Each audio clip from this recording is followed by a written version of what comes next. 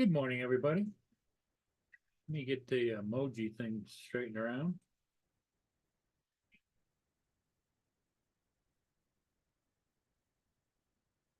Where are we at?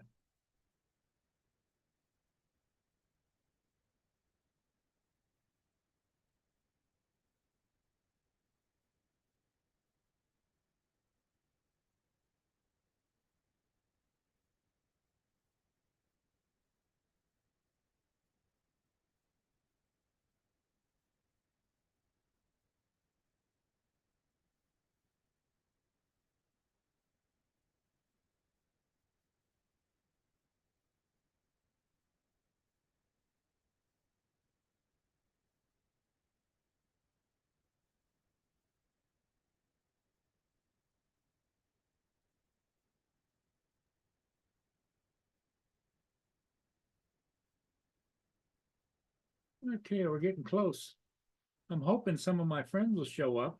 Um, I've got to take Mia to a vet appointment to have her nails trimmed because she gets these bird nails. They're claws like that. So when she walks, the fingers are her toenails are just spreading and it's very painful. So I called and got an appointment this morning, and I got to be there at 9:40. So it's 9 o'clock. So I got about 30 minutes before I got to bug out. So if anybody joins the panel, that's fine. Otherwise, it's going to be a short little stream, which is fine. You know, people got things they're doing the day after the holiday. AZ Drone, hey, good morning. Yeah, AZ, good to see you. Frank Rizzo, hello, hello. I'm just waiting until somebody can join the panel, and then I can not worry about whether or not I've got to shut it down. Hey, Laura, how you doing? Yeah, the she's got a toenail trim appointment at 9:40. It's 9:01 right now, and it's about 10 minutes away. So I've got to leave here by 9:30. So if I don't get somebody in here by 9:25 or so, it's going to be a short stream, and I apologize. The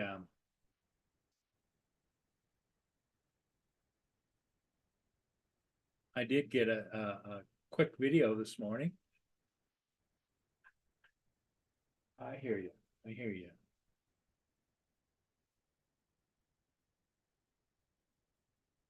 Okay, Laura, I understand. I'm kind of hoping maybe Justin or somebody will show up, or Dominic. Uh,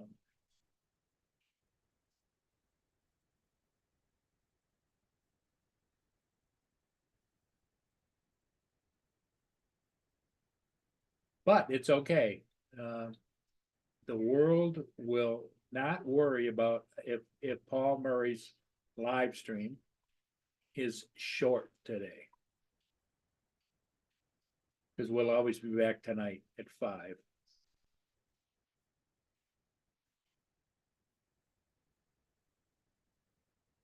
Yep, Dom is asleep. Well, he is and he isn't. Usually this is the time he's getting ready to go to bed, I think. Anyway, TJ, good morning. Are you working, or are you around and out and about?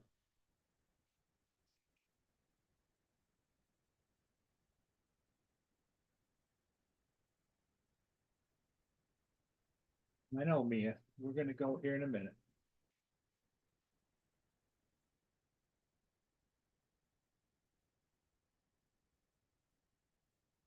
The I went out this morning and did a ship already this morning, and it went really well, I think. Um,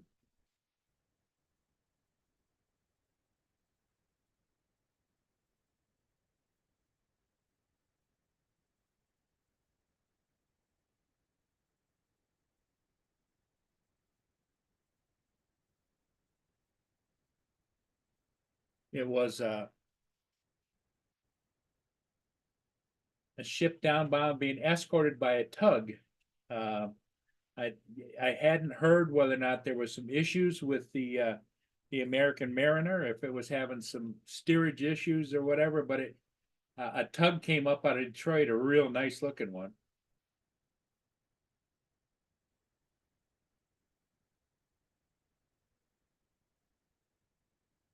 Yeah. Hey, Mark White's here. Good morning, Mark. A tug came up out of Detroit, a real nice.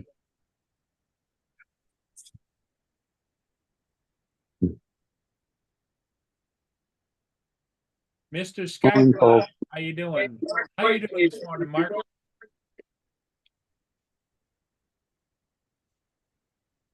Do you not get to see the tugs as often as the other boats then? No, usually there's something in distress to see a tug. Mm. The articulated tug barges are one thing, you know, where they got a Yeah. ocean going tug nestled in, but just a regular tug, no. In fact, let me see if I can't.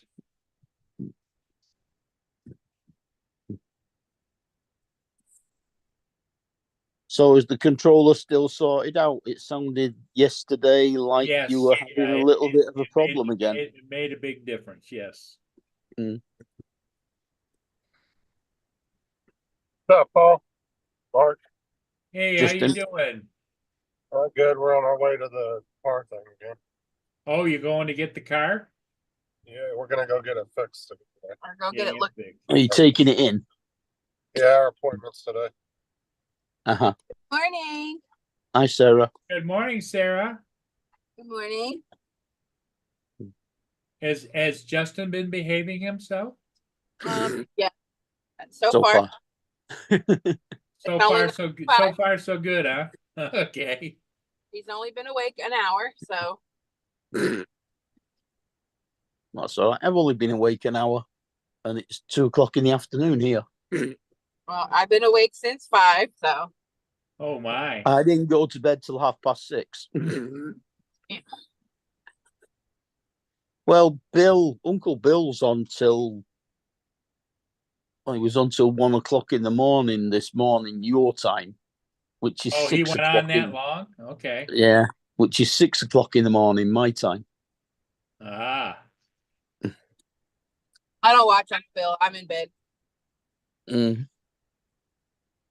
Yeah, It's a usually school- my evening winds down, but once in a while I'll pop in and make a comment in his chat, but I don't watch his whole. Mm.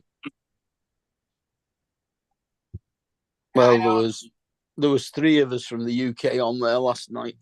Me, Laura says hi to Sarah and Justin. Hi, Laura. Yeah. Michael Coolcat was in the chat, and YI Joe was on the panel. Yeah, Ah. Justin knows that because he sent me a message telling me I should have gone on the panel as an interpreter. Yeah, because I was kind of peeked in as I was going to bed, and I was like, "Holy shit!" I was like, "Dude, I can't understand anything." I can't understand the word he say. Every time he talked, you saw them all go blank and silent with intense concentration. Yeah. It's that guy that Joe that always goes on Laura's panel. Oh, He has like a From really Newcastle. British accent. okay. I think I know who you're talking about. Super hard to understand. And Bill did make a point though last night that his microphone is just shit too. It sounds like he's talking in a tunnel. It sounds like he's got a sock wrapped around it. Yeah, it makes it even harder. Because he's using But his webcam. Even if it was a good mic, it still wouldn't be any easier to understand him, to be honest. Yeah, he's one of the I think probably the hardest person I've ever been with on panels. Yeah. Where it was hard to. Geordie is probably the most difficult accent other than Glasgow to understand.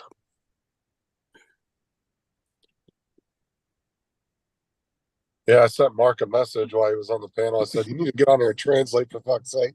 It's like, You don't sound like Sarah. No, Hey, but I'm here. Joe. Hi, Joe.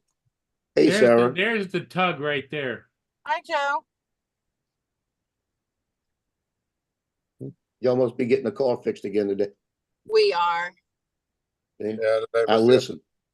No, I no, listen they're when I actually remember. getting it fixed this time. It's not a practice run like last time. Yeah, they have an appointment. Do you have an appointment? I How love is that little everybody? guy in the terminal. Quiet, full of chocolate. He was binging on chocolate.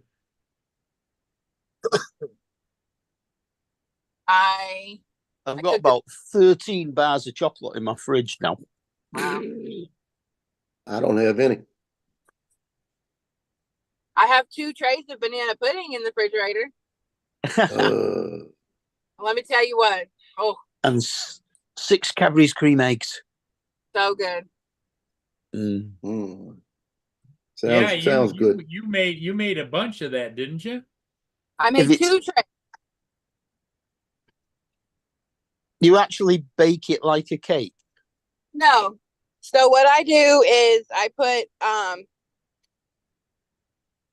vanilla wafers down at the bottom, but if I'm feeling fancy, then I'll go get chessman cookies. But so you do vanilla wafers down at the bottom, then you do your pudding mix. And in my pudding mix is French vanilla pudding, sweetened condensed milk, cream cheese, and Cool Whip. You mix all that together, then you put that down, then you put your sliced bananas on, and then you put a layer of Cool Whip, and then you do it again. You do the cookies, the pudding, the bananas, the Cool Whip. Right, so it's like a sort of like a double cheesecake. Yeah, but yeah, some cheesecakes you can bake, some that you don't. I would say it's more like a trifle. Right. Yeah, but it's Yeah, you eat Try, cold, yeah, if you say the vanilla wafers are like the cake bars. yeah, Right. they're like yeah. And then you put fresh fruit, then jelly, then custard, and then cream. But you've got to remember to soak the cake in sherry. Oh well, you don't have to soak these. Could you be any closer to those people's trunks?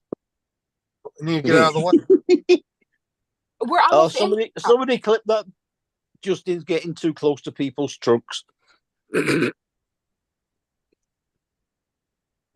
Goodness, like I could almost touch their trunks. That might have more of a relevance in the UK than over there. I don't know whether you call them trunks, but men's swimming costumes are called trunks over here. Their trunks over here. Yeah. But isn't the trunk of the car in England, isn't that the boot? Yeah. Okay. Well, my nana lived in Australia for about 8 years, so she. Yeah, they call it boot as well.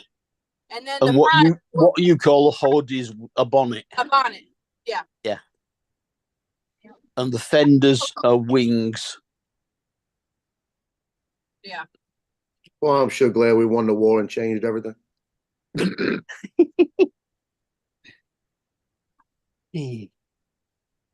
From a country that's only just old enough to wipe its own ass. That's right. Need a wet wipe? Well, we speak English. Yeah, but it's not actually the English that was invented. We just perfected it. I screwed it up one or the other. I made scrambled eggs and sausage this morning, and I choked on a piece of egg. Scrambled egg. How can you choke choke on a piece of egg? I went to say something to the dogs, and it sucked it in and got it in the airway. And I tell you what, I thought I was going to die. Had tears in my eyes. Best way to get rid of it, to stop you choking, is to sneeze. Well, I was trying to do everything. Now it's got it actually hurt. I was coughing so bad it hurt my back. Oh, a quick sniff of black pepper. Should have squirted a little hot sauce in my mouth. That would have worked. But it's Yeah. not connected to the car, is what I'm saying. You're connected. Yeah, but it's not connected to the car. Well, you're going to be leaving the car there in a bit anyway. Yeah, but we still got like 25 minutes in the car. All right. Oh well. It is what So it is. You got there slightly early then. Well, the Now, appointment's at are you 10. are you going to a regular dealership, or are you guys going just to a like a mechanic shop? No, we're going to the dealership. Okay. Same No, we have place a as you 90 bought it from, is it? 10 o'clock appointment. Yeah, we have a 90-day warranty, full service, and then we have an extended warranty that starts after that, Okay. That's a and that will good thing. cover up to 150,000 miles. Yeah, the extended warranty is just like an insurance policy, isn't it? Right. We just the Mm. car's only got 98,000 miles on it, so it will cover it up to 150. Yeah, that's not so bad. Another 50,000 miles. That's Well, for a 3 used ye- vehicle, yeah, that's not bad 3 at all. years. Yeah. There's a lot of used vehicles you don't get warranties on them, so. But they for another, I don't even remember how much. I think it was for an extra 1,500 on the car note that they added it. So, but to me, it's worth it because, you know, if the friggin' transmission goes out or something, I'm gonna have to pay for Yeah. it. Or Oh, Yeah, when something I bought my- like that. Over here, you can't even put one of them insurance style warranties on a car if it's over 10 years old. CarMax does it, but they don't actually buy any cars or sell any cars over 150,000 miles. So every car that they sell or buy has to be under a certain amount of miles. Well, And they'll only warranty up to, yeah, they'll only warranty up to 150. That's it. What And you've I'm got to pretty remember sure- is that the majority of cars in the UK never get anywhere near 150,000 miles. No, that's The normal. place isn't big enough. That's normal here. People will always usually have around, if they keep their car for a long time, usually people will get them up to about 200, 250,000 where they get rid of them. And I'm pretty I mean- sure the people who had this car before us, I think they were like an older couple. Yeah, because The car is well maintained, it looks brand fucking new inside. and for it to be 11 years old, it doesn't even have 100,000 miles on it. Ah. Yeah. Yeah. And it's Yeah, that's really good. like the inside looks brand new. Yeah. There's no But- kind of nothing wrong with the inside. Yeah. Only thing that had a little issue was just the center console lid has a little bit of cracking from the sun. Yeah. You know, it's like a leather type material. I But guess other- that's just But that's standard really thing in Florida, isn't it, Well- really?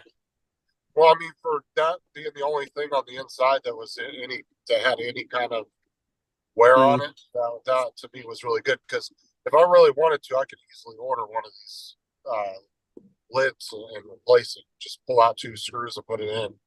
I Yeah, could put about a whole new 25 center bucks. console lid on it. Hey, Joe, just so Oh. you know, I'm going to be leaving here shortly. I got to take Mia to the vet. Okay. And so I'm dependent on Sarah and you and Mark to kind of round Right. things up here, and Justin will help Sarah. We got Mm-hmm.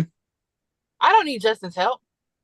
it. We know that, but you know, we don't want you to have to drive while he's crying over in the corner, curled up. Listen, the last time I saw him cry was when them kidney stones. Yeah. Oh yeah. Oh, yeah, that makes you cry. Yeah, that was painful shit right there. That was terrible. Yep. Mm. Can you hear their brakes? Oh God, dude. Oh, that's terrible. The car next to us, you can hear their brakes just rubbing on Ooh. the calipers or Oh, that ain't good. Huh? On the rotors. on the rotors. Mm-mm. Just scraping as they're driving, like. Then Yeah, when they that's stop- we call them discs, not rotors. Yeah, it's while they're driving. Oh, Yeah, you can hear why they're driving. Yeah. When they stop. Oh, that's the chirpers. Either that or Yeah, they have that's a the- caliper that's stuck. Yeah, it's either that or the chirpers are there and just rubbing completely. But they're fucking eating into those rotors, though, I'll tell you that. Oh, I guarantee you. cheap. And just to replace the Well- rotors, about $80-$90. So just Yeah, for- last summer I stepped on the brakes going to fly a drone, and my back brakes, I felt them just kind of crunch a little. And I went, "You got to be kidding me!" So I got home and I told my son that I get the stuff and we changed the back brakes. And I'm driving down the street a couple of days later, my front brakes went out. Oh, They started doing the same thing. I said, "You got to be kidding me!" Front So I brakes wound up usually within go a way week before changing the both. backs. Yeah. They're not dear though. Disc pads. So yeah, Sarah's mom's car that we went and got fixed not too long ago before we got to this. Her one of the calipers on one of the side of the car, driver's side, got stuck in the back. And it just scraped the living shit out of the rotor. And they had to replace the caliper, the rotor, and all the brake pads, and they ripped back in. They ended up finding water on the caliper lot. Yeah. White bonds. $1,000 later. Ye gods. Oh Nothing is cheap in this world, is it? no. No. Camp work is fucking expensive. The last time I changed a disc and caliper would have been on my Ford Cortina. And I think the two things together cost me about £45. Took me about an hour to change. It's 45.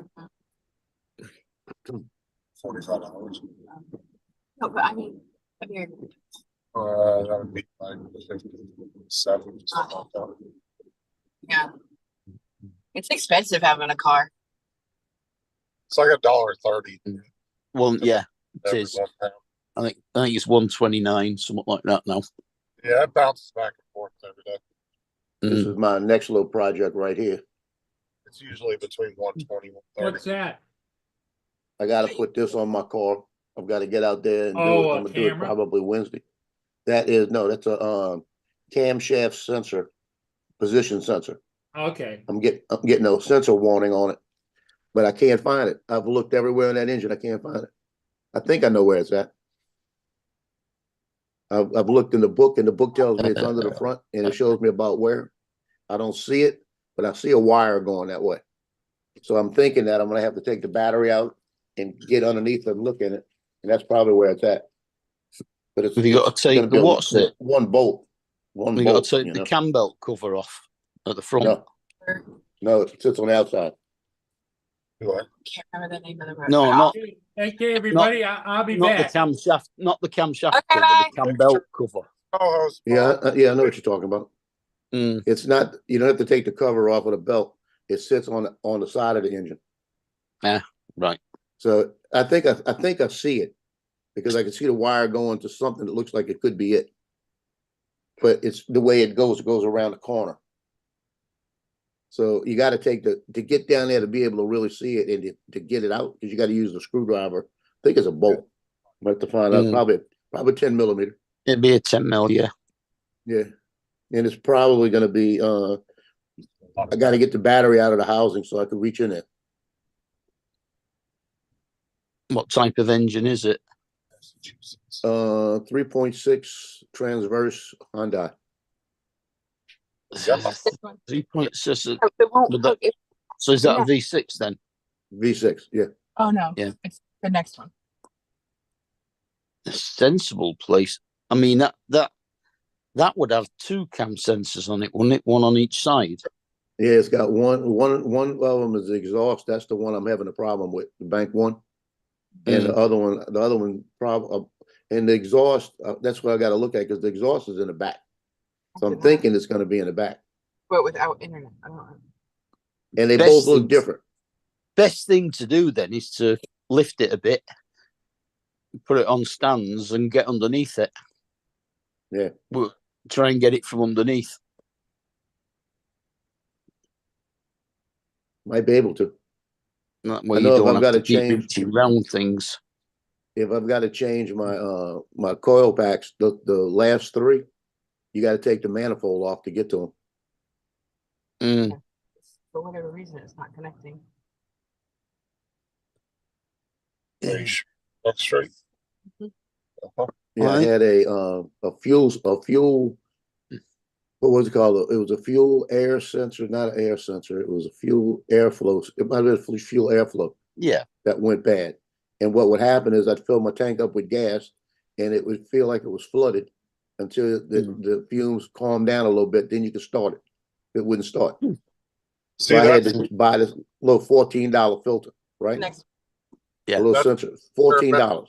market is check fit inlet. Fuel Like- fill inlet or whatever. Yeah. Yeah. And This one- that thing, we had to take the manifold off, and we had to get behind it, and you had to reach down. You could barely reach it. You couldn't get it from the bottom because it was blocked, but you had to get it from the top, and you could barely reach it. And when I put it back, it was funny. We had one bracket holding the manifold that it took us 40 minutes to get the bolt off.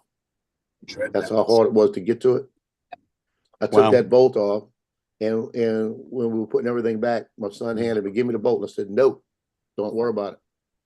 I said, "You got 6 other bolts holding it on that don't need this, like how like this, Dennis's- because it was just holding it on by the engine." So Yeah. I never did put it back. just So had I'm their, not fighting that one again. they just had their because they got the new turf at the high school. Like going back to mileage, my BMW That's where has I it's go there. 20, Where you were 20 years 20 years old now, at. and it's got 125,000 miles on it.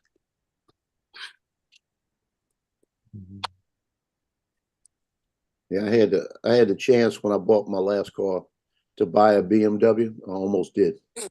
Don't do it. It's they're expensive to repair, Yeah, that's the only reason I stopped. but it's only a 4-cylinder. It's a 2-liter 318 convertible. Well, and BMWs have a really bad resale value over here too. Yeah. Them 80s are really bad. Oh, they're not bad over here. I mean, it's 20 years old and it's still worth 2,000 quid. That's pounds, same thing. Wow. With- Yes, well, about $2,600. Yeah. They'll sell either some people say quid, some say pounds, Yeah. but it's the same Quid. thing. Quid or a pound, it's like it's A just quid. A quid is our way of saying a buck. Yeah, $1 a Yeah. buck. Yeah. The exchange ratio is like $1, usually between $1.30 American to $1. British. Yes. I think it's Echo. It varies back and forth. Echo, how many American dollars is £1? £1 is about $1 and 26 cents. 26 today.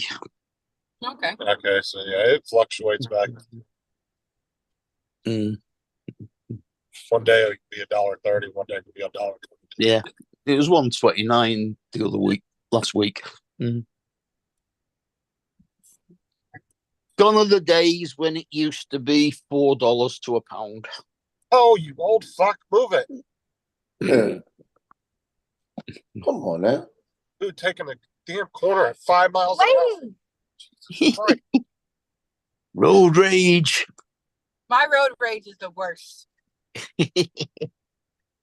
No, it's just I hate when somebody's on a highway that's moving at 40, 50 miles an hour. And then they want to Right. turn into the parking lot and they turn as slow as they can. Yeah, I'm my like- dad drives like that. Like, get your Mm. ass away. Like, you can't be turning that slow off of the highway. Yeah. Yeah. It- My Florida dad's exactly like that. Mind you, he is 89 nearly. Or it's like the ones that turn onto a highway and they want to take off at 10 miles an hour. Yeah, yeah. The traffic's coming up on their ass at 70 and they're barely even hitting the gas. And we're still in snowbird season too, so that makes it even worse. Yep. Oh. which I can't hate on snowbirds too bad because that's how I got to Florida. My great grandparents were snowbirds, and they decided they wanted to. Maintaining 2 houses was just too much, and they decided they were gonna stay down here. But Yeah, well, from don't- September to about May is the worst. what's annoying is when they come down here and they all get on their bicycles and their spandex pants and they're all 80 years old running down the side of the roads. Well, that's a sight I don't want to see. Groups of like 100 of them together. Yeah. I think Ray goes home in about June, doesn't he, or something? No, he goes home next week, I think. He goes Yeah, back. but- right He after the can't meetup. go home next week. Next week's the meetup. No, I mean, right about a week after the meetup, he goes back. Yeah, Does he? but Ray kind of will come down here sometimes during the summer too. He just he's not always like he does a lot of traveling. He's always going to California to meet his kids, and he does a lot of bouncing Mhm. around. Now, he used to come down about every month just to clean his boat. He sold his boat. He sold it, yeah. Oh, he Mm. actually. Yeah. Oh, okay. Yeah. I didn't know that. You want to get a divorce for $99? Well, That's a bargain. yeah, that's $99 to file the paperwork, but then they don't tell you about the other 100,000 you got to go through Yeah. the fees and lawyer costs and all that. And how much you have to give her. Yeah. Listen, I put too much into this marriage already. There were people that Sarah doesn't like selling her property. well All right. Well, we got time. We got like 20 minutes. okay. Get 20 minutes to go get a divorce. There were people when we got married that said, "Oh, well, you shouldn't do it. Don't do it. You won't make it past 2 years." Mm, This year we'll be married 17 years. that's good. Mine only lasted 8 years. One of her grandmas pulled her aside and was like, "You don't have to do this. We can leave right now." I was like, "The fuck?" So at our wedding, I may or may not have been 6 months pregnant, but that's to hear. Yeah. So we're in the church, and my grandmother on my father's side comes to the side of the church, and where I'm closed off from everybody, but I can hear people coming in, and she comes and sits down and says, "You know, Sarah, you don't have to do this just because you're pregnant." I said, I'm not, I love him. And she said, "Okay, well, my car is right outside. We can ride out. Nobody will know." I said, "I'm not going to do that. I love him. We're going to get married and we're going to grow this family." And she said, "Well, I'm going to tell you a secret, and nobody in the family knows. And if anybody finds out, I'm going to know you told them." She said, "When I got married to your grandfather, I was pregnant with your father, but nobody knows that." Well, it turned out everybody knew. But turned out everybody in the family knew. But the She thing told, was, she told the story to everybody but forgotten she'd said it. Mm. Yeah. but the Well, thing, no, see, nobody knew about it. Nobody, she never told anybody, but they put their the dates of Oh, their yeah. All you have to do is what's it? Yeah. Work it with out. the date Yeah. of that my father was born, because I think they got married at the end of the summer in 1951, and my dad was born January of 1952. Yeah. So everybody put 2 and 2 together. well, the thing is though, too, is back then though, it was like, that was an embarrassment to the whole town and everybody you knew if you got pregnant before you were married. These Yeah. days, people don't give a shit. Back think then, the big old, it was a stain on the family, type attitude. It was Nowadays, they close, expect but I it. kind of got lucky. I was actually born 10 and a half months after my mum and dad got married. Well, my question is this: who was that? Your grandmother? You said? Yeah, my father's mother. It And happened. is she still? She still alive? No. Oh, I'm sorry. So I was gonna say, if she's still alive, I'll send you one of those ducks you can give her. No, and she would take offense to that too, because she's No, but that happened a lot back in the day. It's just they hid it from people. They tried to hide it. But it Yeah, just much back then. They just tried to hide it because, you know, that's why wedding dresses were so bulky. and you can clearly tell in our wedding photo. I should But imagine so at 6 months, yeah. yeah, she had to get her dress specially made because she was pregnant. Not specially made, it had to be altered. Well, altered, whatever. Yeah. Yep. Yep. Kelsey went along on our honeymoon too. We went to Myrtle Beach. And you tell the pictures, no photographs from the side. What's up, Dre? We never actually got our photographs because our uncle took the video and all the photos and then never sent us any of the shit. And we've asked him numerous times over the years, still hasn't sent it to us. So we have videos from our wedding picture. and that's been Sarah's telling her horror story. It is not a horror. I mean, I got married on the beach in the Seychelles to my ex. And one of the family took the photographs with my camera. And I put them all on my hard drive of my computer. And at some point, the hard drive died and I lost all them. And I'm not really all that bothered about it now. Yeah, we don't have any. We have a few pictures that people took with their phones and stuff back then. They weren't that good of pictures though, because I did transfer them all onto a DVD, and she lent it to one of her friends who lives in Manchester as well, another Seychelles, and she lost it. Yeah. I doubt her uncle even still has that stuff. I'd be surprised if he does. He's a pack rat. No, he doesn't.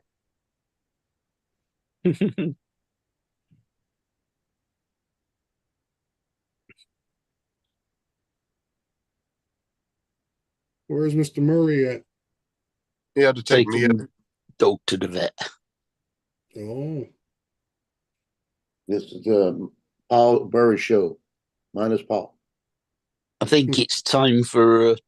Does he take her every month or something to have her claws filed? He does that, and then he has to get her medications re-upped and all that. Yeah. oh, I okay. think goes once every month or two. Yeah.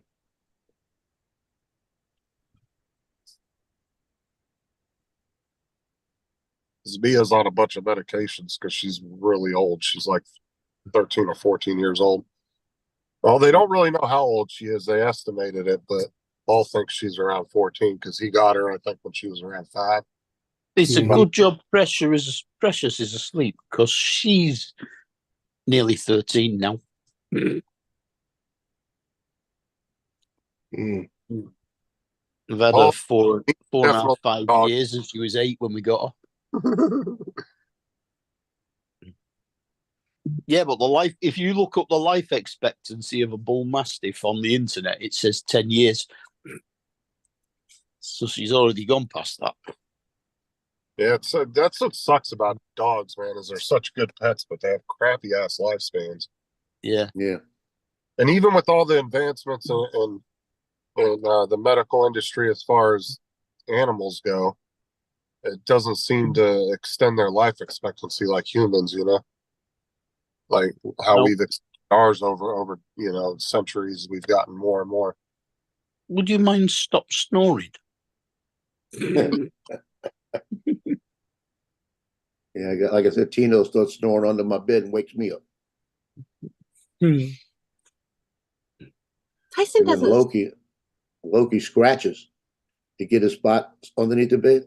I'm probably missing carpet where he's at. And I mean, when he starts scratching, I'll tap on the headboard and say, "Stop it." Tyson doesn't. It just has to be crammed between me and Sarah in the bed. God, he is like Tyson will like to sleep. If Justin and I are sleeping long ways, he likes to sleep horizontal in between us, so we make an H in the bed.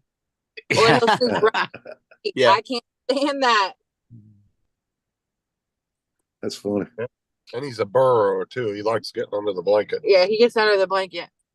because he's one of those dogs that gets cold real easy. Like he'll be shivering, so he likes to get under the blanket. He burrows under the blanket. I don't like to get underneath the duvet, but she has to lie on the duvet with her back pressed against me. That's why I got to make sure when I come, like every time I go and to lay down on the bed or something, I have to check the blanket. I'm getting there. Yeah. And then Yeah. she slowly edges further up till her head's on the pillow next to mine as well.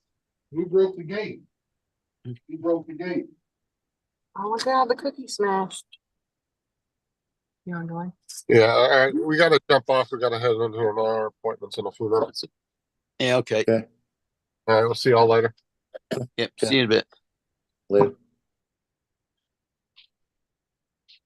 What happened to Dre? He was talking to somebody. No, he'll be at work, won't he? Yeah, I think he's working. Mm.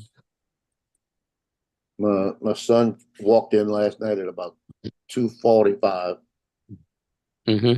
and I talked to him for a couple of seconds. He said that he drove 10 hours on the way back, and then his mom drove the last 4 hours, Uh-huh. so he got to sleep a little bit. So Right. he works today at noon. He's got to go to work noon to 12 to 12. So, but Mm. he's been asleep. He's been asleep going on 6 hours, so at least he's getting some sleep. Yeah. He'll be fine. It just be like a regular sleep day for him. That's about all I got today, 6 hours. Mm. That was the wrong button. I'm supposed to turn the filter on and turn the light off instead. I was sleeping real good this morning. And I turned around and woke up, it was 7:30. And I remember waking up at 6 to turn off my alarm. And I was gonna get up, but it was a little bit cold, so I threw a blanket on me. And when I threw the blanket on me, that got another hour and a half.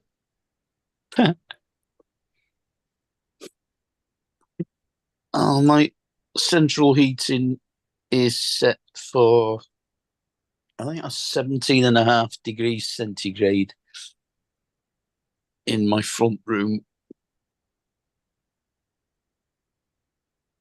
Because usually the downstairs, because heat rises, downstairs would be the coldest part first. They had a race over the weekend called the Crescent City Classic. There were 18,000 runners in it, right? Oh, God. They're running through the streets. They're all dressed up in bunny rabbit outfits and all kind of different outfits and all this. Because it's Easter.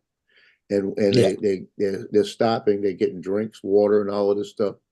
And one of the restaurants, Drago's, is on out. They're giving out oranges and stuff like this to everybody. They get to the end of the route, and there's free food for everybody out there, and beer. So all these people just ran this 18,000. Wow. Yeah, and they're walking around drinking beer, after running 10K. After running 10K, yeah. Yeah, that's a bunch of idiots. Yeah. There's no way in hell when I used to run would I have drank a beer after a 10K. Or he done it. It's guaranteed stitch, isn't it? Yeah, I wasn't ready to eat either. Took a couple of hours. Mm. I did a triathlon in Hawaii, and when I was in my last about 300 yards, I was starting to hurt so bad. It was like I had muscles I was feeling trying to cramp up, and cheeks on my butt I didn't even know we had. That was just everything was cramping up on me, and I said, "No, you got to run through this, or you hit the wall. Got to run through it." And I went to what they call an airborne shuffle in the Marine Corps. I got a song in my head and just started taking my time. And it was the Marine in me that did it. And when I did that last it was about a half a mile.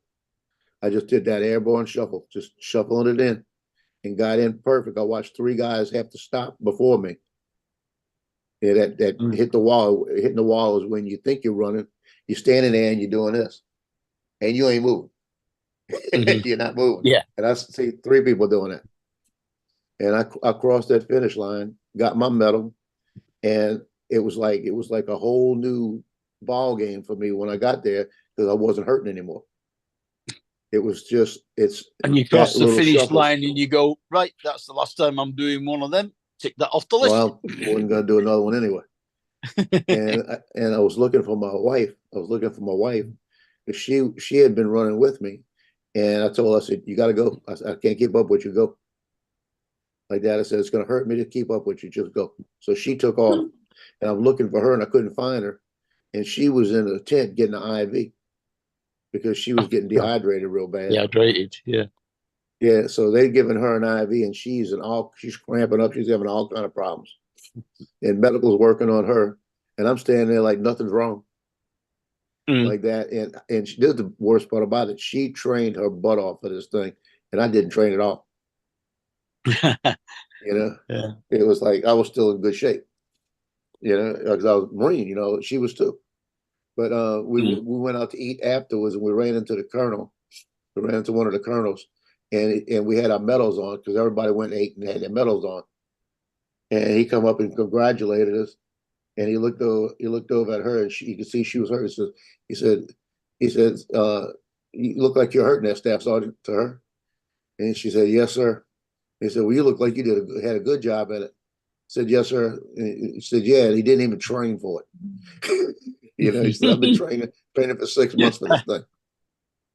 Well, she was mad at me. I said, "Don't get mad at me." I said, "It's not my fault. I'm in better shape than you." I could never do a triathlon. One, Well, I have only no did it. intent. I have no intent. I don't mind the cycling. I have no intentions of running, and I can't swim.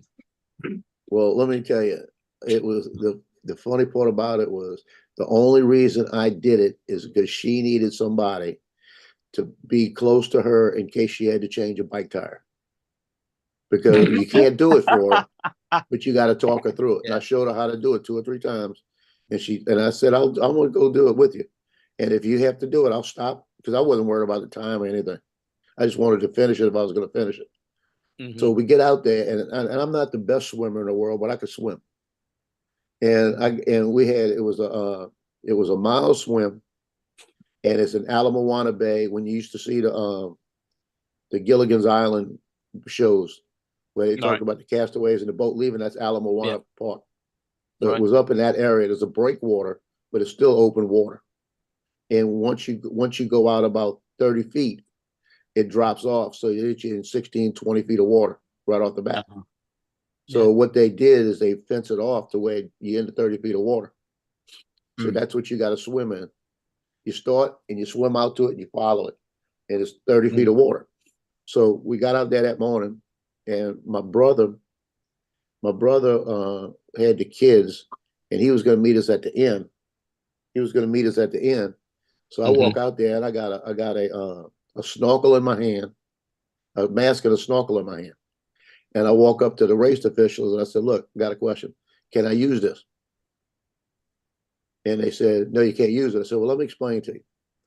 I'm not the best swimmer in the world, and I need to finish the swim. I'm not going to be the first person in this race. I'm not going to even qualify for anything." I said, "I don't plan on," I said, I could float the whole way if I have to.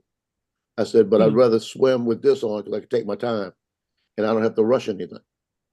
So they got some other race officials, and they say, "Well, this is the deal.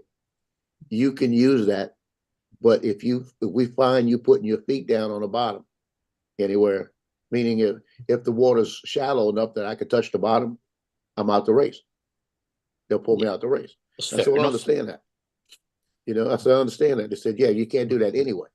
They said, and we'll monitor you. We'll monitor you. So if you beat everybody in, we're going to take you out the race. That's what they said, right? You should have said, "Does that include the last 20 feet when I get out of the water?"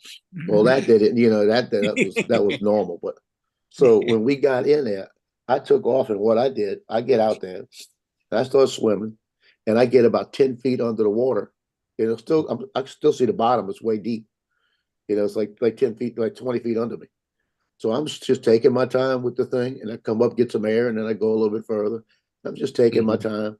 And I had a snorkel that if you went underwater, it closed up. We had Yeah. it made, it was a special One of them. closed up. Yeah, they had a ping pong ball or something Yeah. that blocked the like a return. Yeah, non-return valve. And they started. It was a 10. Remember, it was a 1 mile swim, and they started the older men, or my group of men started. Then behind us, 10 minutes behind us, the women went. When I'm about 3/4 of the way in, I could hear all this noise behind me. I'm underwater. I turn over and I'm looking above me, and they got all the women in their little thin bathing suits swimming above me. So I'm saying, oh, hell yeah. So I'm laying there watching all the women swimming above me, and I come up, get some air, and I'm coming in. A couple of them raked over me, when I came up, And I just swam underneath the women for a while, and I was having a good time. And I get in there and I go walk over to my bike, and I'm sitting there at the bike, and I'm just waiting because my wife's in that group. I'm just waiting for her and waiting for her. She comes up and she's off, and she had been, I never even practiced swimming. And she practiced swimming in a pool every day. Yeah. So she gets up there, and we took off on the bike and did the bike, and we never had an issue with the bike, no flat tires or anything. It was a 24-mile bike, and we came back and it was a 10K run. And when we started that run, you started up at Diamond Head Park, and you came up the side and went up the back of Diamond Head. And when we went up the back of Diamond Head, you're talking about muscles hurt. I started finding, because that swim did it to me. That swim strained everything. That bike ride didn't help it. So it was terrible, But I finished it, and that's the best part. I got my medal. I got my picture in the paper and everything like this. And they sent a picture to you. They put a list of everybody that was in the race. They put names in the paper and all of this, and you get a picture sent to you.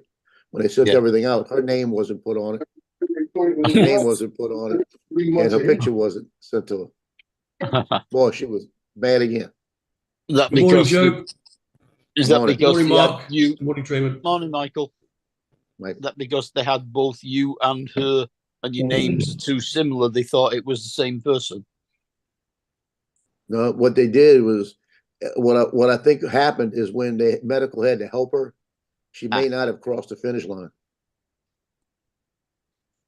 All right. And she don't remember when they stopped her, So she may have had a problem right before she crossed, so they didn't take a picture or anything. Oh, that's really silly, isn't it? When you think about it. Yeah, it really is.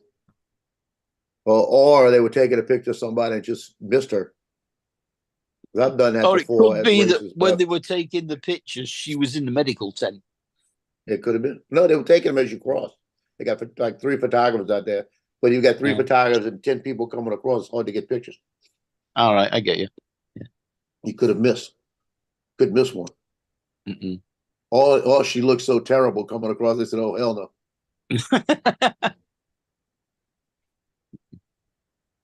It's like. But I tell you, that was the first and last for me.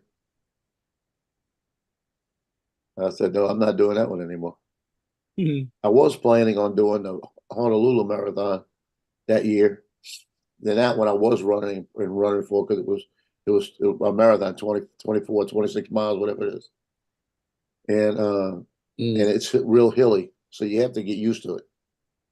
You have to at least run parts of it at times and just see what it's like. Yeah. And it was about 2 weeks before the marathon, and I was training.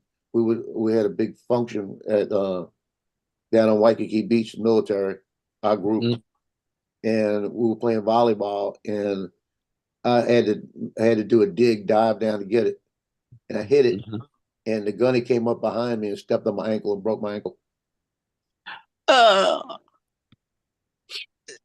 It kind of makes it a bit more awkward to do a marathon. Oh, and it was about a month and a half before, and he broke my ankle, and I'm sitting there on the ground, and man, I'm hurting. And we got up, went in, and they said, "Yeah, you got a little small break. It's not a bad break." They said, we're gonna put you in the cast, like that." I said, "How long you think?" They said, 4 to 6 weeks. And we had about 6 weeks, right? And I'm thinking, well, maybe I could run a marathon. So I didn't say anything. So it was about 4 weeks into it, and I was feeling good, and I went and had it checked. And Dr. Bell, one of the military guy on our base, he was looking at it, and he says, "We'll probably take it off in 2 weeks." I said, "Well, anyway, we can take it off so I can run a marathon." Like that. And he says, "You're not running a marathon." I said, Yeah, no "Well, if it's chance. gonna be well, can I run it?" He said, it'll be healed, but it's not well. He said, "I Yeah. would not suggest running a marathon." So it was about 2 days later. I had a moped I used to ride around on. I'm going down the hill, and my moped, we took a friend of mine, and he does machine work. We went in and we took the head off and bored it out a little bit and changed the pistons in it and everything. And my moped would go 60, instead of going 40, it'd go 60. So I'm going down the hill, and I hit some gravel. When I hit the gravel, I kind of drifted a little bit. So I put that foot down, not thinking about it. And I had a little like heel on the bottom of it, and took the whole bottom of the cast off. It just pulled the whole bottom of the cast off, right? So I turned around, went back up the hill, because it was lunchtime, went back up the hill and went into the doctor's office and told him, I said, "Yeah, I was going down the hill and I hit it and knocked the thing off." And it was about a week before the marathon. And Dr. Bell walked in and looked at it, and he goes, "What happened?" I said, "I was going down the hill, hit this, and put my foot down to stop myself from hitting the ground. And it took the whole bottom off like that." And he looks at it and he goes, "Well, this is what I'm going to do. I'm going to go ahead and change it and put another one on." I said, "Well, can we do a boot or something?" He says, "No, I'm putting another one on." He says, "And if you break this one," he says, "I'm going to think it's suspicious." He said, "If I find out you run a marathon," he says, "I will write you up." Just like that. And I told him, I said, I didn't do that to do the marathon. I said, I actually put my foot down, like that. And he said, "No," he says, "I'm going to keep it on another week. I want that cast on you." He said, "Because it wasn't that bad. And if you start running on it, it can make it worse." Yeah. But he wrapped me back up, did a whole new cast. I said, "God darn it." But he was a good doctor. He was a real good guy.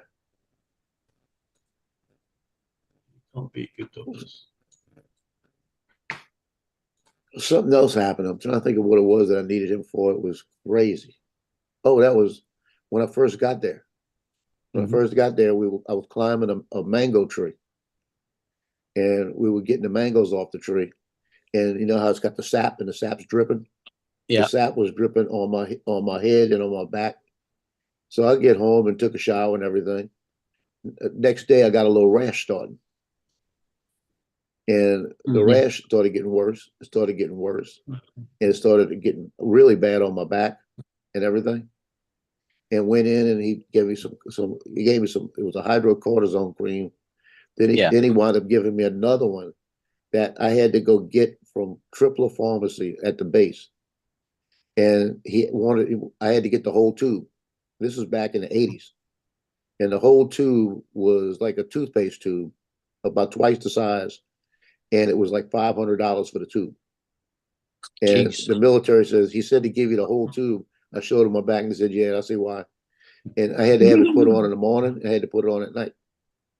And during the week, it would be there, and it'd be aggravating me.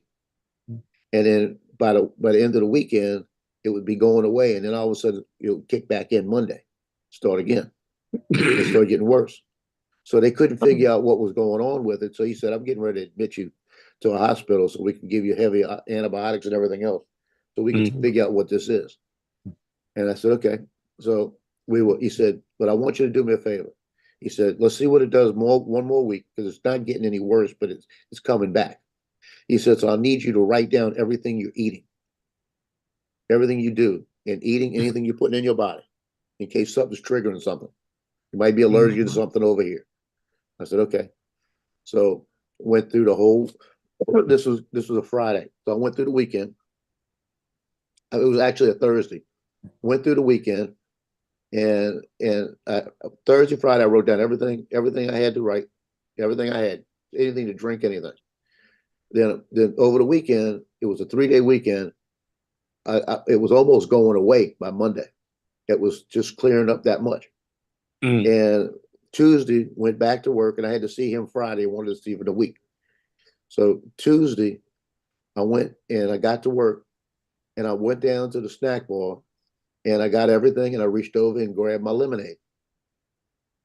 I grabbed the big lemonade, and I was walking back to my office, and I stopped and I went, "It's got to be the lemonade."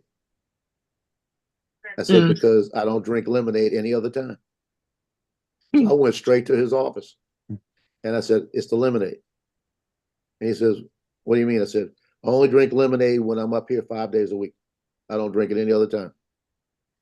And he said, "It's the mango and the acid in the lemonade." Yeah. That's what I'm thinking too. So we stopped doing the lemonade. It was gone in 3 days. But I'm still allergic to mango. Because if I eat a mango, and if I can eat it, I don't know what it does to my insides. But if it touches the outside of my lip, I get a blister. That's weird, isn't it? Oh, it's crazy. And I love mangoes. That's the worst part about it. Yeah. Roger, say again all and then stop typing that over. I'll take a mango and make a smoothie with a mango in the blender and drink it with a straw to make sure I don't get it on my lips. Oh, my I have ex's no idea house what it's in doing to the inside. my ex's house in the Seychelles that had bananas, mangoes, papaya, cashew Yeah. nuts. I miss all of that. I I had 67 banana trees in Hawaii. Oh yeah, he told me about that. The storm. Yeah, I lost them with Hurricane Eva. Yeah. I was down to, I think it was 4. I think I had 4 left when it was over with. There are a couple of banana plants that trees that will grow here, but not many. Well, they'll grow here in Louisiana. If I buy a little property like up in Folsom, I'm planning on putting a papaya and planning on definitely putting a couple of banana trees. I'm in my little tropical area. Is it a warm climate all year round there then? No, it gets cold, but it doesn't get cold. It's going to depend on the first year, but I've seen bananas grown down here. I think I'm also going to put a couple of pineapples up, do some pineapple, plants. Yeah. And you never know. I might just wind up putting a greenhouse in and put it in like a little greenhouse and doing it that way. My greenhouse and stuff is all at my allotment. But I used to love walking out and checking the bananas, and when they got to the point where they were just starting to get when they were starting like half and half green, half yellow, that's when you just chop it, bring it down, and you hang it. I used to hang it in a storage area and put a paper bag around them. Yeah. And within 2 days, they'd be perfectly yellow. Be perfect. And then we used to get those things and we used to chop them up and vacuum seal them. Our supermarket's starting to sell bananas more and more when they're still green. So you take them home and let them ripen themselves. Shoot, I can't remember the last time I had one. I stopped buying them because if you bring them in and if you buy like more than about like 6 or 7 at a time, and you have them for 2 or 3 days hanging, then you start getting the little flies flying around. Oh yeah. And that's why I stopped buying them. Yeah, I stopped buying them. I got one of those strips the sticky strips that hang from the ceiling, and I hang it right next to where the bananas were. And I used to go up there and look at it, and I'd have 10, 15, 20 of them a day on there. Where they're coming from, they got to be coming from the banana. Yeah, I suppose. Yeah. the eggs would have been laid on the banana. Yeah. Yeah. The only way to remedy that is probably bleach them before you put them up, you know. No, I don't think that'd do them much good. Well, if you do it in water, if you do like cold water with like about a quarter cup of bleach and about 3 cups of water where you could soak them, if the eggs are on there, it would probably kill them. Mm. And it probably wouldn't hurt the bananas as long as you don't do them long. Well, you don't eat the skins, so yeah, as long as it leaches through it. Yeah. Yeah. Go ahead. Mm.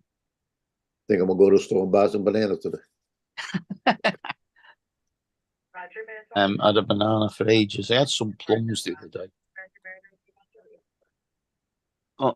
When it gets sort of like August, September, October, that's when my plum trees, pear trees, and apple trees, I can start picking fruit off them.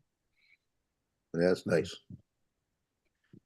That was my grandmother's backyard. We had peaches, we had persimmons, we had my dad had a garden in the back, had everything you could think of, from tomatoes to okra to green beans to bell peppers. Well, we have an allotment for that. We had peaches, apples. That was an apple tree too. Apple tree, persimmons, figs. Yeah. It's about, was it about 150 feet? Might even be more than that. Might be more like 180 feet by 50 feet plot in an allotment. And I've got a polytunnel, 2 greenhouses, a shed, and 3, 6, 9, 15, 16, 18 vegetable plot beds. Well, my brother, I was at his house yesterday, and he my said, my sister's got one on the same allotment as well, so we've got 2 basically similar sized ones. Yeah, that's nice, because you could do a lot there. Yeah, a lot of hers is she bought a massive polytunnel that's like 20 feet wide and 50 feet long, so that helps in getting everything started. Yeah, my brother, he's a civil engineer, and I always say he's got the book smarts, but he's kind of idiot. You know, he doesn't have any common sense. So yesterday I'm sitting there, and he says, "I planted 2 fig trees like this." I said, "Yeah," and I said, "Where?" And he shows me in his backyard where he's got them planted. Right? I looked at him, and he said, "I said, what's that in the back?" He said, "I'm gonna plant some cucuzzis. That's an Italian like a squash." And stuff like this in the back. He said, and that's my garden over on the corner. I said, "So where'd you plant the fig trees again?" "Right there, right?" I could see them. He says, "Yeah." I said, "So you got 2 fig trees?" He says, "Yeah." I said, "So that's where you're gonna leave them, right?" And he said, "Yeah, why?" I said, "You forgot how big they get." Yeah. I said, "Look at where it's at, and look at what you've got right here. That's gonna fill this whole section up right here, those trees." And he goes, "I didn't even think about that."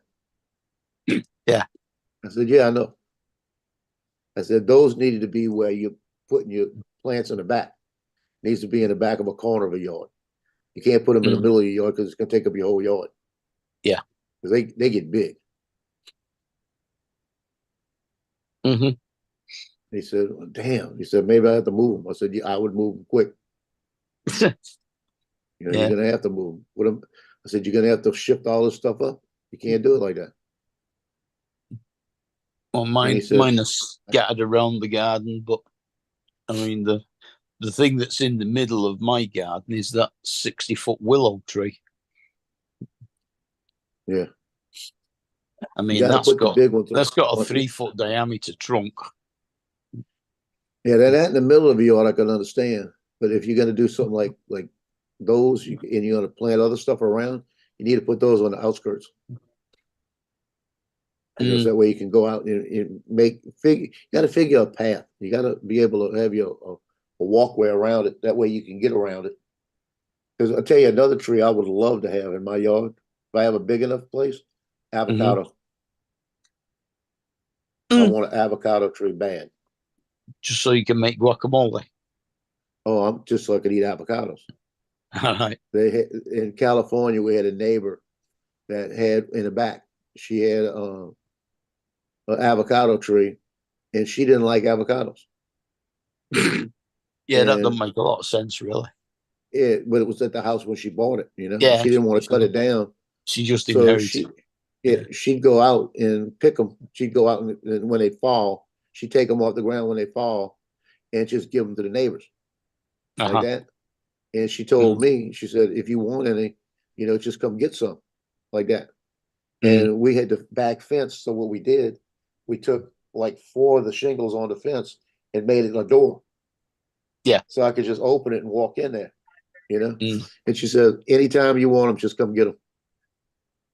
And I'd go out there in the mornings and pick up 6 or 7 on the ground, bring them back in, go out a couple of days later, pick up 10, 11 on the ground. And if you get them the first day they hit the ground, they're fine. Yeah. Because they're not fully ripe, but they're before they bruise. Yeah. Yeah. And I mean, I ate those things daily. I would eat those more than oranges. The thing here is, usually if they fall off, it's either because there's been a bad wind or because the birds have been pecking at them. Yeah. And when they hit the ground, then the slugs get them. Yep. There was a guy in Hawaii that had the mangoes that told me I could have all I want. He hated the fact that they were in his yard and they would fall in his yard, and he was an older guy and he didn't want to go have to pick them up every day. So I used to come down the hill from work, pull up, go get all. I said, I'll clean your yard every day for you. When I come down the hill a couple of days a week. So I'd go down and he had a big trash bin there, and I'd get the ones that were getting bad and throw them in there. Yeah. And then I'd get all the ones on the bottom. And he said he didn't care. If he needed some, he'll go get them. And I used to fill my baskets up on the moped, and I'd go home with them. And I might have 20 of them, 25 of them. And it was just, and I'd get home and we'd take them and we'd skin them, cut the pulp out, and then we'd blend them into like a liquid, blend them real good. And then we take the liquid and we'd freeze it. And when we needed it, we'd take that and we put it in pancakes. We put it in bread. Yeah. The mango bread, pancakes, and all of that. I remember one weekend we made like 40 loaves of mango bread. It was around the holidays, and we sealed them all and we gave them away to people, Yeah, I've never had mango bread. But it's got that bright orange texture. Yeah. And the texture it's almost like a pound cake. Like a pound cake, like it's got that texture, and it came out so nice.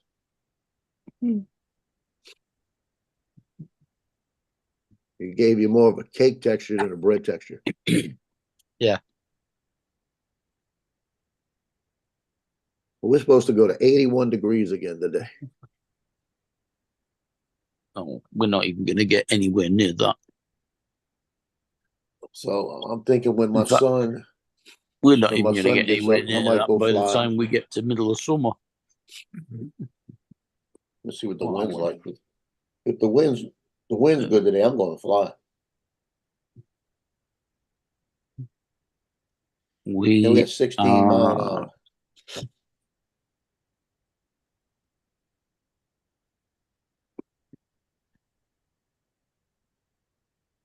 It's 8 degrees centigrade at the moment. And I think it's just stopped raining for a short while, but it has been raining. Let's have a look at UAV forecasts, see what the wind's doing. It just saw something on mine.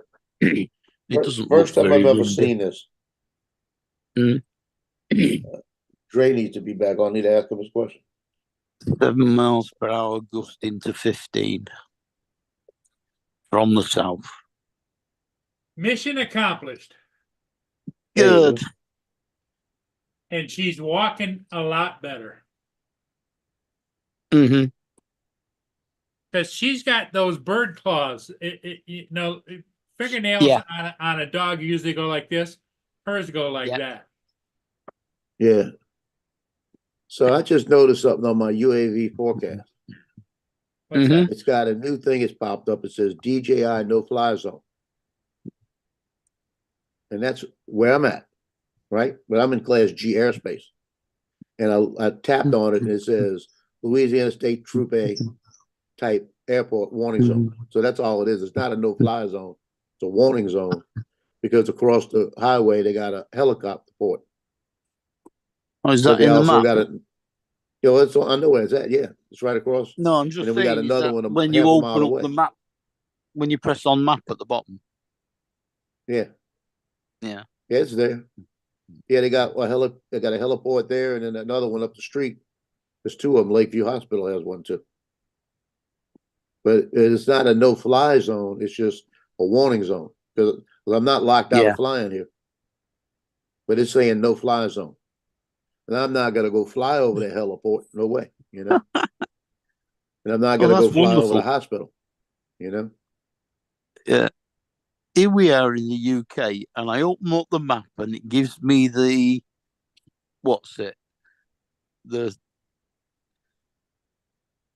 the key for the stuff, and it says TFR stroke NOTAMs. That's fine. US National Parks. Well, there ain't going to be many of them around here. Because if you see mine, I don't know if you can see it, or you can see the two What's little that? helicopters. Range guide. Yeah, where I'm at, and then you can see the two little helicopters in red. That's the heliports by me, you know.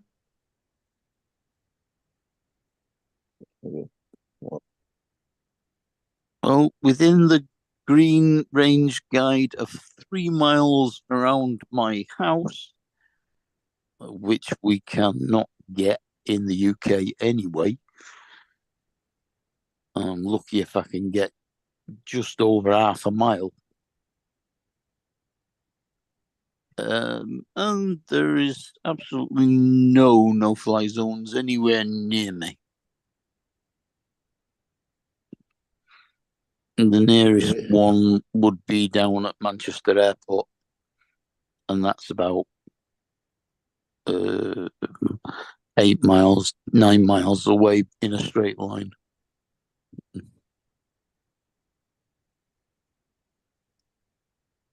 I'm Hey, guessing cool cat. that's Woodford Airdrome.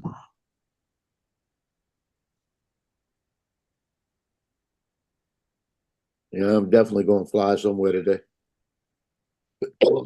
What Ed Hassick says, Joe, you did the Ironman triathlon in Hawaii? Tin Man. I did the small one. The Tin Man. Yeah. Yeah, I did the 10. It was called the Tin Man. It was a 1 mile swim, 12 something mile bike, and 10K run. Morning, Don. Donald. TJ. Edward. Laura. She's been here for Joey. ages. Yeah, I wasn't looking at the chat at all. Sorry, guys. GoPro 8. Don't know who that is. Speed limit challenger. I've seen that one before, but I still don't know who it is. And Brian? Tell you what, Johnny's leaving Wednesday morning for the South Florida drone meetup. And it's killing me that I'm not going. Uh-huh.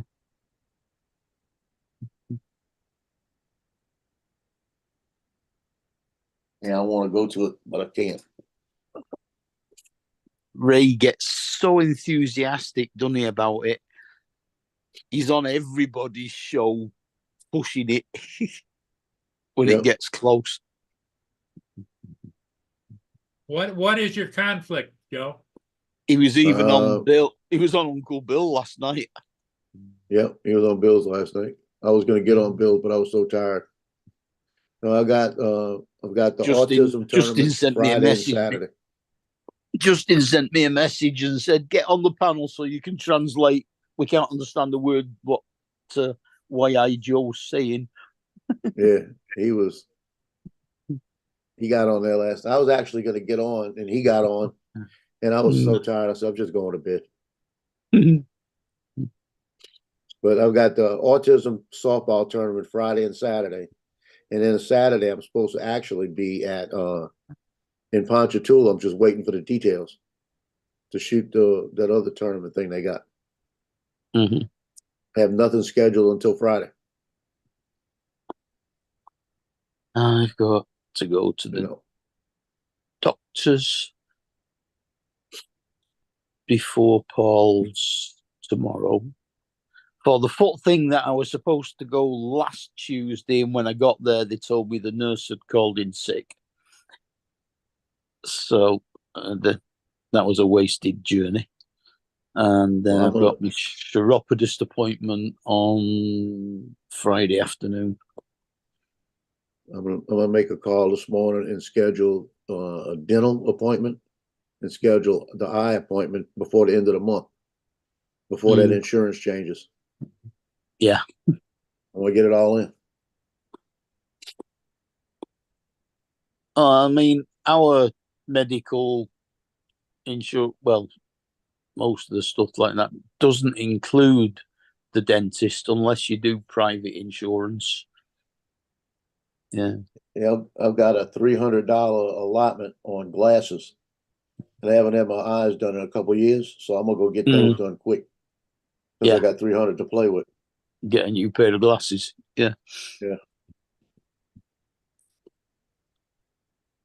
I actually have the frames I want that I'm gonna give them. Say, put them in here. Watch out. We'll roll. Well, I think I'm going to say bye for now. Yeah, fair enough. And thanks to you guys for kind of keeping an eye on it, Joe. Oh, we got and Mark. Yeah, Dre came in and Michael popped on the. Yeah, and Justin was in from his phone. So okay, everybody. That's gonna be my new ones. We'll see all of you again next time. All right, see you later.